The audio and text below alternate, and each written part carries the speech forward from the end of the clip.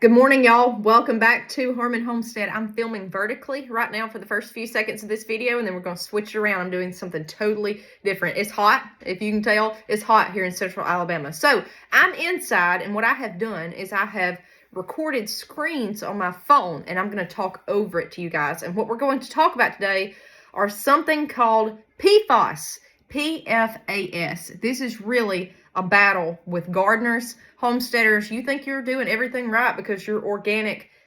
Wake up, guys. This is something that we need to learn and understand. There is a documentary that I watched by DW Documentaries. I love that channel on YouTube. They did one on PFAS, I think, last week. Go look it up. It's in their top recent videos. What these are forever chemicals. You may have heard this on the news. People talk about this. It's in our water. It's in our soil. It's in products we buy. Okay? It's in the pans you cook in half the time. This is in your boots. This is in whatever. Okay? These chemicals do not go away. This is something manufactured from, I think, the 50s, and it's been used ever since then. And now it's built up, and here we are. We're in this predicament. So, guys, the fertility rate here in the U.S. has went down. It's went down all across the globe in most countries.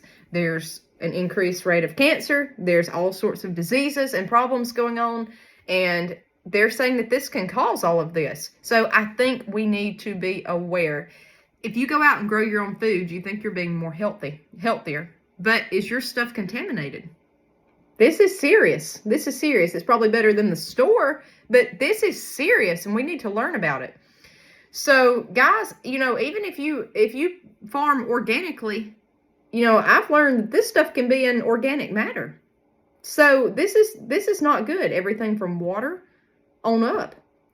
So let's learn about PFAS. Let's talk about this. I may do several videos on this because I am very, very, very concerned. And I just don't think the average person knows exactly what's going on, and we need to learn about it. So I'm going to do a voiceover on my phone. I learned how to film my screen. I'm going to pull up websites, talk about it. Let's talk about PFAS. So let's talk about PFAS in drinking water. What are PFAS chemicals? Long name, group of chemicals that have been used for decades in many products. Firefighting foam, water-resistant clothing, stain-resistant carpets, non-stick pans, and food packaging. Why are we concerned? They don't break down naturally. They build up over time, and they can build up in animals, fish, birds, plants, and people. Guys, this is serious. This is serious. Is my water safe to drink? We don't know yet. That's the answer. We don't know yet. And safety guidelines have not been established. It says it can injure the liver, kidney, thyroid, and reproductive organs. How many people do you know with thyroid trouble? How many people do you know with infertility right now with the younger population? Guys, this is serious. We don't know if this is the cause, but I don't know if I don't know. This is not good. How can I protect? It says get a clean source of drinking water. A clean source, or either install a filter. Is it safe to eat? Their meat, eggs, like my chickens, not necessarily. If consumed, they can be absorbed by chickens, meat, and dairy animals and transferred into their products. This could, over time, doing this regularly could be a problem. Avoid eating organ meats. They tend to build up in the liver, kidneys, and reproductive organs. I think it said reproductive organs. My screen's moving too fast. So I don't know how many people around here, they love chicken livers. Okay, if you're concerned, ways to minimize exposure if you're a gardener. Wash or scrub all dirt off produce before eating. Peel and wash root vegetables. Add clean compost to your garden soil, increasing organic matter. All right, so let's look up a filter. I typed in PFAS filter to see, and the top hit that came up was Alexa Pure. But I clicked on it, and I didn't see anything about PFAS. This Hydrovive come up, and it says it can remove them. So let me see here with the Alexa Pure. Let's click on that. A lot of people recommend the Alexa Pure water filter. I see nothing about PFAS. If y'all know for sure that it reduces it, let me know. Okay? Guys, like this is a mess. This is a mess. So there are these unknown chemicals from the 50s that have built up in our soil. Guys, food packaging. How many preppers tell you to go out and buy food? I myself have said that, but I have also said, hey, we don't, sometimes this processed stuff, I don't know. Okay, so this Hydrovive It says that it removes them. The problem is, though, is you look at the price, and then I started finding that you need to change the filters every so often. I don't know with the Alexa Pure if you do or don't. I don't think you do. I don't know. But with this, it says you have to have a new filter each time. The average American right now cannot afford this stuff.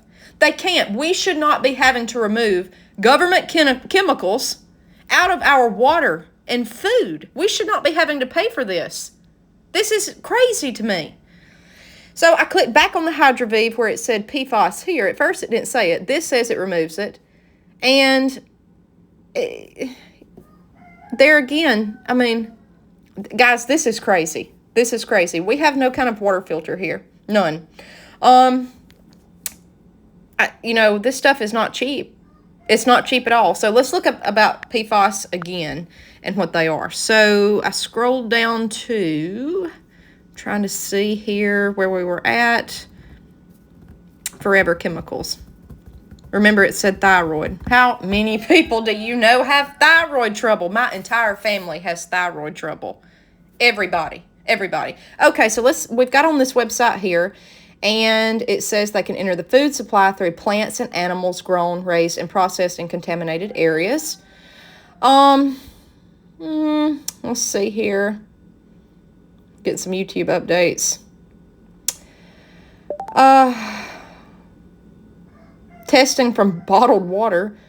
Let's see here. PFAS. Authorized uses. Okay. Food packaging, cookware, and food processing. Non-stick for grease, oil, and water-resistant properties. The FDA says it's safe.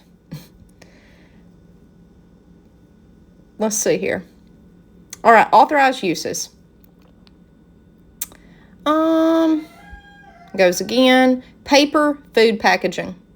How many times have I made garden beds with cardboard? Is this in cardboard? Sealing gaskets for food processing equipment. It mentioned air fryers. If they get overheated, this stuff can possibly be released. Dietary exposure. Okay, non-stick applications on pots and pans. I told you we only use cast iron. Rubber O-rings and gaskets used in food processing equipment. First thing I thought about was my pressure canner. It's talking about these large molecules. I mean, it looks like to me it's in everything. I don't know of one person that can avoid PFAS. All right, let's look again and see what else we can find. What items contain PFAS? Outdoor clothing, footwear, PPE. PPE, do you understand what that is? Personal protective equipment. Healthcare workers wore this during COVID. Okay, so what does it cause, these PFAS? Increased cholesterol levels. Look at our level of obesity. Changes in liver enzymes, reproductive organs, pregnant women. Guys, this is... So, again, if you're just growing organic, this may be, in your water supply. Then it talks about carpet. This website does, and everything. Now, there's labels you can look for to see if it's PFAS-free. Cleaning chemicals. Cleaners, degreasers, carpet, floor cleaners, counters, other surfaces, glass, toilet cleaner, compostable food serviceware, most often found in molded fiber plates, bowls, trays, clamshells, and portion cups, as well as non-plastic deli wraps and bags. So you think you're doing good getting paper because it's compostable, but it's got all these PFAS in it, PFAS in it, construction materials. When we think about stuff like this, we think, ceiling tiles are bad. We think of asbestos, things like that. But do we think about, hey, your paper deli wrapper is worse than the alternative plastic? I don't know. I don't know if the plastic has it in it, but it just said mainly compostable food stuff. Furniture, hand soaps. Look for these labels to make sure it's not PFAS containing. Hand soap. We're cleaning our hands with this? Keyboard cleaners, to me, that seems like they would have chemicals, something you spray out to clean the keyboard. But lubricants, oils and greases, paints, primers, coatings. I thought about this with us redoing our new ranch home. PPE, face masks, gowns, slippers, etc. That right there, that should be a wake-up call. You know, that right there should be a wake-up call. Refrigerators, freezers, and ice makers. It says that are commercial. Guys, this is serious. This is serious business here. So this is the thing. Now that you see these PFAS are in everything, I can't get over PPE. I cannot get over that.